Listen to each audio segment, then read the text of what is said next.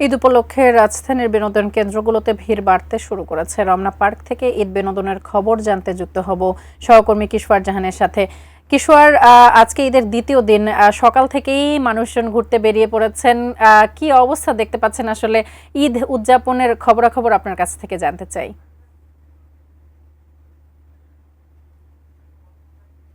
কিশোর, আসলেই তাই। বেলা যত বেড়েছে আমরা কিন্তু আসলে ভিড় বাড়তে দেখেছি বিনোদন কেন্দ্রগুলোতে। আমরা সকাল থেকে আসলে পুরো রাজধানীর বিভিন্ন প্রান্তে আসলে ঘুরেছি।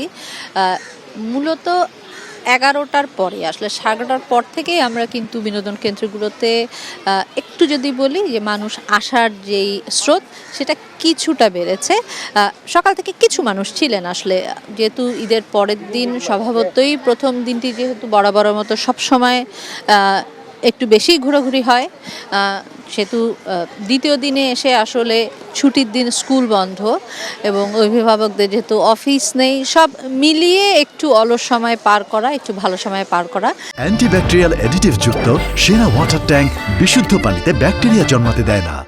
যেখানে সকালটা কিন্তু বলতে হবে রাজধানী আসলে পুরো রাস্তাটাই ছিল ফাঁকা, এখন আসলে অনেকটুকুই ফাঁকা। তারপর আসলে যদি মানুষ আছে বা মানুষের ভিড় আছে সেটার কথা বলতে হয়, তাহলে আসলে বিনোদন কেন্দ্রগুলোর নাম বরাবরই আসে। যদিও বা রাজধানীতে আসলে ঘোরার মতো যে খুব বেশি জায়গা আছে তাও কিন্তু নয়, যে কারণে অল্প কিছু জায়গা যেগুলো আছে মানুষ একটু আনন্দ নিয়ে ঘুরতে পারেন, বাচ্চারা তাদের মতো করে সময় কাটাতে পারেন এবং বন্ধুমহল বলি বা কাজিনদের কথা বলি, এরকম নানা গ্রুপ কিন্তু আসলে এই রমনা পার্কের মতো জায়গাগুলো খুঁজে নেন।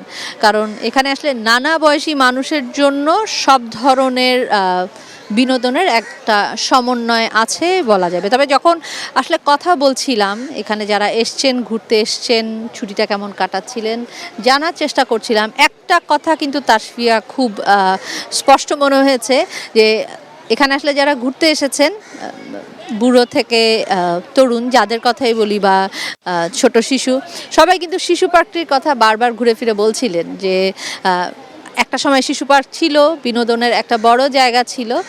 সেই জায়গাটা আসলে ওনারা যে প্রচণ্ড রকম মিস করছেন বা এরকম আরও কিছু বিনোদনের মতো জায়গা প্রয়োজন, সে কথাটা কিন্তু আসলে সাধারণ মানুষের কথায় বারবারই উঠে আসছিল। তারপরে আসলে নেই, যা আছে সেটা নিয়ে এক ধরনের ভালো লাগা তো কাজ করতে হয়।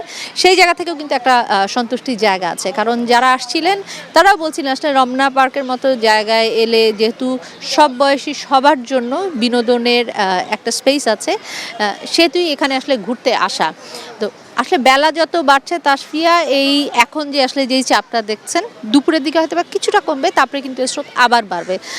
কারণ দুপুরে পরে রোদটা পড়ে গেলেই কিন্তু বিকালবেলা মানুষজন তাদের মতো করে বের হওয়ার এক ধরনের আয়োজন করেন এবং বিকেলের দিকে কিন্তু শুধু যে রমনা পার্কের মতো জায়গা, চিড়িয়াখানার মতো জায়গা, সেই জায়গাগুলো না, আমরা কিন্তু দেখেছি রাস্তার বিভিন্ন পাশেও কিন্তু মেলার মতো ছোট ছোট আয়োজন করা হয়েছে এবার।